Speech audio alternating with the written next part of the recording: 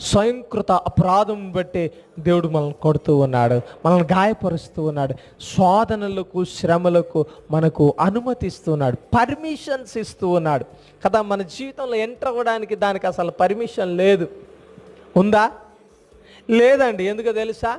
మనము నీతికి వారసులముగా ఉన్నట్లయితే, దేవునికి వారసులుగా ఉన్నట్లయితే, దేవునికి మనం ఒకవేళ ఇదిగో ఆయన ఆస్తి కర్తలుగా మనం ఉన్నట్లయితే, మన జీవితాల్లో ప్రియమైన దేవుని బిడ్డలారా, ఏ దుఃఖము ఏ శ్రమ మన జీవితంలోనికి రానివ్వడు. వచ్చిందంటే దానికి కారణం ఏంటో తెలుసా?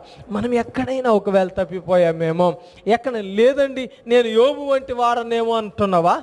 అయితే అయినా సరే యోబుకు కూడా కొన్నిసార్లు పర్మిషన్స్ ఇచ్చాడు. ఎందుకో తెలుసా? Testing period.